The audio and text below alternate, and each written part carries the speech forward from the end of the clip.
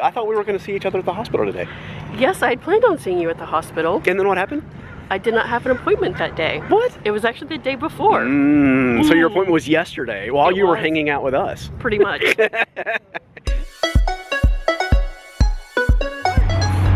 Okay, morning everyone. Hello. This is Presley at actoutgames.com. Yes.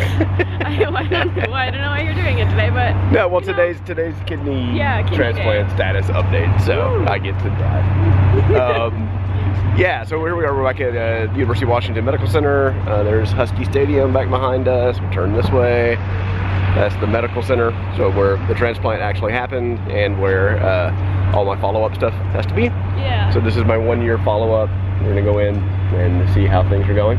Yeah. Get some nice hospital coffee. They have ice chips. I have to. I don't know if you can just visit and get the ice chips. I think you gotta be laid up in a bed for the ice chips. Yeah, I have to go, you know, pee in a cup, which I'm horrible at. So we'll see how long we're gonna be there, because we'll see how long it takes for me to pee on command. We're just gonna be there. We may just hang out for a little while. I'm gonna go drink some hospital coffee though, which will hopefully that'll help. All right, so let's go check out the medical center and see how my transplant team's doing. Yeah. And my sister will be here too, so we'll get a status from her while we're here. Yeah. Yeah. All right. Whoa. Okay. So now I'm back in the lab. There's their little blood draw area. So like it was yesterday, feels really comfortable. I did get my coffee. I suppose if you're going to drink hospital coffee, Seattle's a pretty good place to do it, since they're known for their coffee. And it actually not bad. It's pretty good coffee. So I'm drinking a bottle of water and a cup of coffee, then try and make sure I can give my sample. And then they'll call me back to draw blood in a little bit. And then after a while, I've got an appointment to go talk to the doctors and the social workers and all the people that I'm supposed to talk to. And then I'll text my sister here in a little bit and see where she's at and what her plan is. And we'll figure out how we're going to regroup with them. I don't think I'm going to shoot the blood draw this time, because I think YouTube doesn't like that anymore. I don't think anybody knows what YouTube likes anymore, but I think one of the things that we've heard is that like needles and things like that is not a good thing. And I used to love to shoot when they would do the blood draw, but I'm not going to do that this time.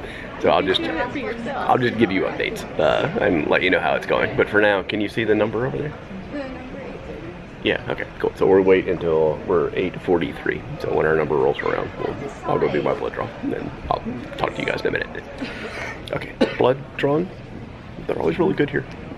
I've always been super impressed with their blood draw.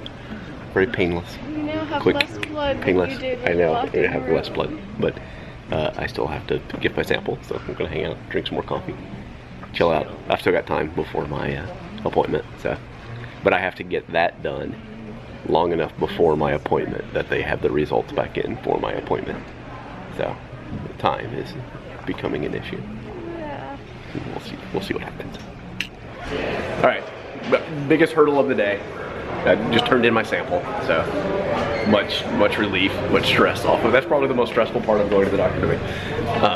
But now, so we're walking over to the medical services or medical specialties or whatever, the transplant team. And so now I'm gonna meet, like I said, I think there's another like social worker meeting to make sure that I'm mentally okay after the transplant. And then I'll meet with one of the doctors to make sure that I'm physically okay. And so I'm probably gonna get yelled at about putting on weight. But we'll see how it goes. That's the other stressful part. So I'm gonna go get signed in. Presley's gonna sit and wait some more on her phone. And then we'll do some follow-up with my sis. All right.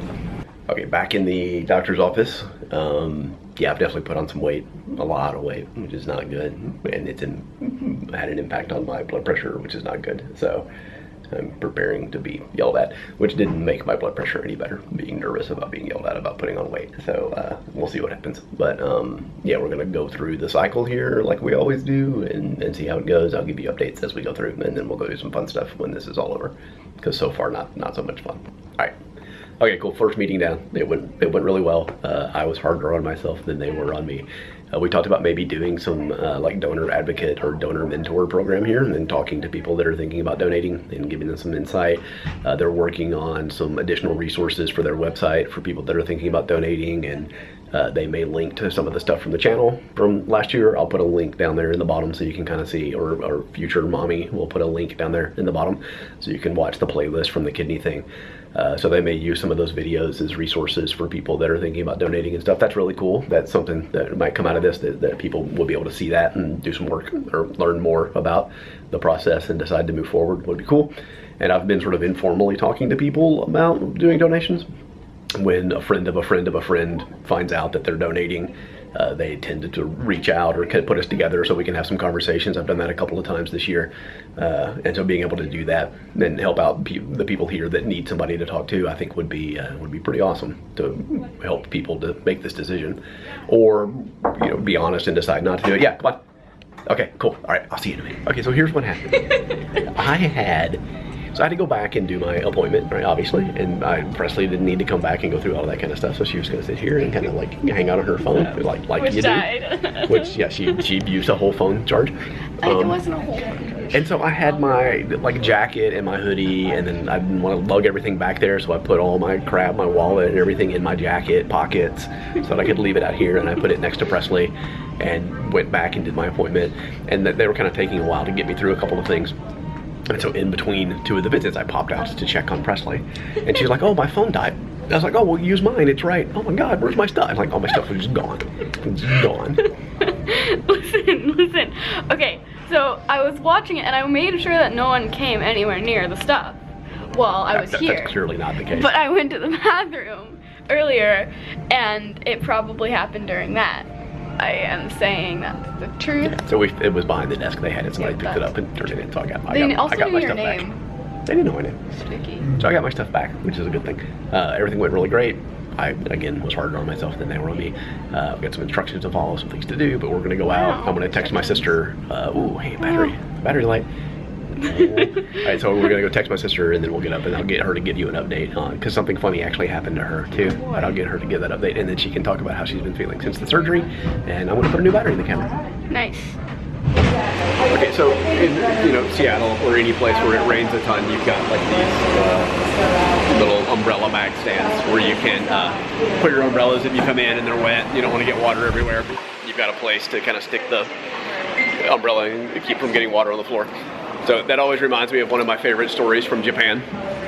So I know I've told this before, but so my first time in Japan when I was there, the outside of all the stores out there, they have like a little, they're little racks where you can put your umbrella. So you don't even take your, like that is a place where you can put your umbrella in and keep it dry while you're walking around. Whereas in Japan, like outside of the convenience stores and stuff, there are just these racks. They're almost like little bike racks. And so you can put all of your umbrella stuff, or all of your umbrellas in the rack. And so when I went in with a buddy of the guy that I was there meeting and doing work with, we went in and we dropped our umbrellas in there. And then when we came out, he's like, oh, you can just take any umbrella. Because as long as it's roughly the same value, it's so hard to keep track of whose umbrella is whose, you can just take whichever one you want. And so for the whole time that I was there for like weeks in Japan, I was just stealing people's umbrellas left and right. Because I totally was convinced that this was like a Japanese thing, that you could just totally take whichever umbrella you wanted to take out of the rack. And so I spent all of my time, move around the other side, please, John.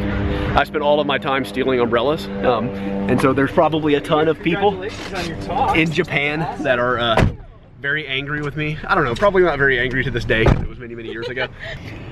Okay, so my camera died, but I wanted to wrap up and just say, if like 20 years ago you were in Japan and somebody stole your umbrella, I'm sorry. I formally offer my apology for stealing your umbrella while I was in Japan. But I promise it was totally unintentional. It was not like some horrible prank I was playing. It was some horrible prank that someone was playing on me. And so, but to this day, I feel bad that I took those umbrellas. Now that's how, yeah. So there you go, sorry. Okay, I told you I was going to run into her, and you would get to say hi again, and I'll come down here. Like you're doing with Presley. I'll have to come down here. Okay, so how you doing, sis? I'm doing fantastic. Yes, she is. You want to tell everybody why we didn't run into each other at the hospital today? No, I don't. Is that? Hold on, I think I got rain on the lens. All right, 1 second. We're going to come back, and she is going to tell that story. All right, so yeah. So now this is for Dawn, because Mommy doesn't always believe that I come by myself earnestly. Okay. But I do. So this is a perfect example. Well, I thought we were going to see each other at the hospital today. Yes, I had planned on seeing you at the hospital. And then what happened?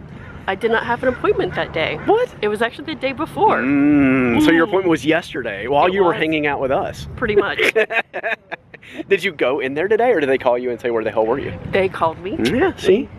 Where were you? I'm like, my appointment's not today, it's tomorrow. I do that kind of thing all the time. And so, see, it's a family thing. It's hereditary. It's totally hereditary. That's where it comes from. So I feel a little bit better that I do that constantly. I left the big camera in California, And then I forgot to take the little camera to like 2 things. That we went to Pikes, and I didn't take the camera to Pikes. I didn't take the camera to her speech.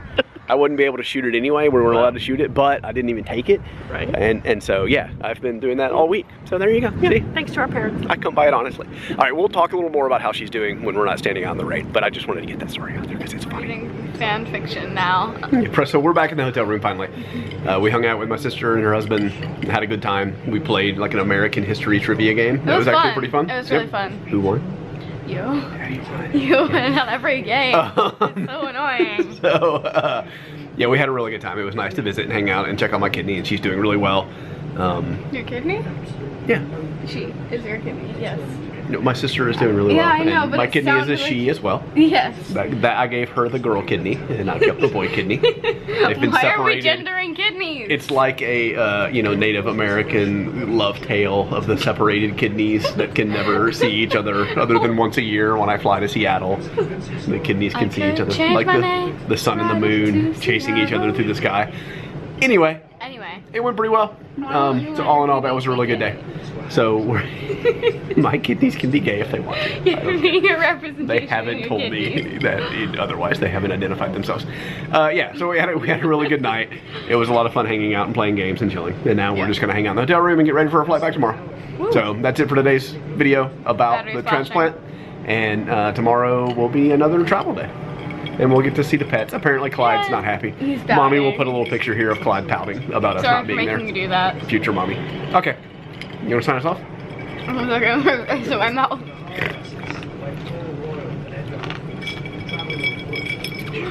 Okay. So yeah, thank you so much for watching. Make sure to press the subscribe button to see more videos like this. And I'll see you tomorrow. Bye. Bye guys.